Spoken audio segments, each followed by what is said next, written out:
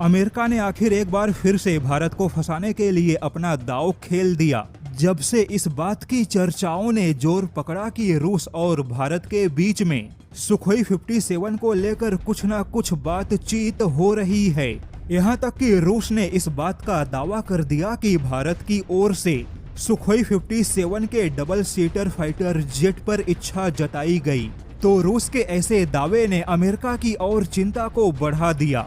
हालांकि रूस ने 2 कदम और आगे बढ़ते हुए ऐलान किया कि पूरा का पूरा सुखोई 57 भारत में बनेगा। सुखोई 57 की टेक्नोलॉजी देने के साथ भारत को इंजन भी देंगे। तो रूस के ऐसे ऐलान ने अमेरिका को और ज्यादा उकसा दिया और अब अमेरिका किसी भी हाल में भारत को सुखोई 57 की ओर जाने से रोकने के तरीके खोजने लगा।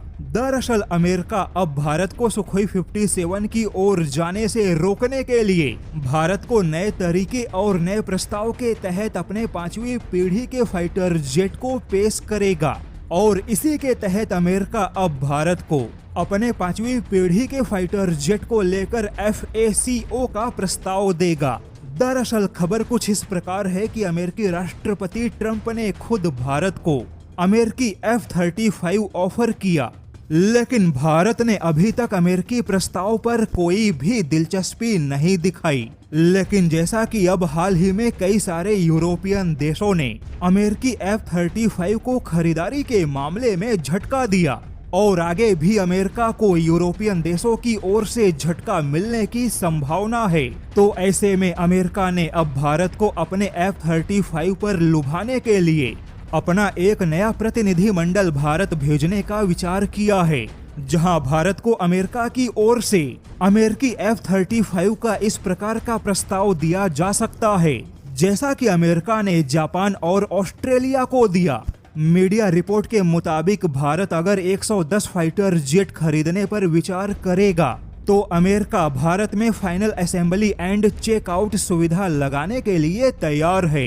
हालांकि अब बड़ा सवाल है कि जब खुद भारत की वायुसेना या रक्षा मंत्रालय ने आधिकारिक तौर पे अमेरिकी 5वीं पीढ़ी के फाइटर जेट में कोई इच्छा नहीं जताई, तो फिर अमेरिका जबरदस्ती F-35 के लिए बातचीत क्यों शुरू करना चाहता है?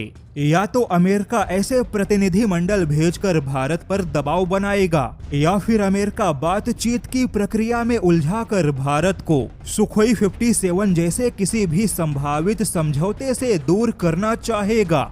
और दावा यह भी है कि America United nation security council में भारत की स्थायी सदस्यता के लिए भी अमेरिकी फाइटर जेट खरीदने का दबाव बना सकता है।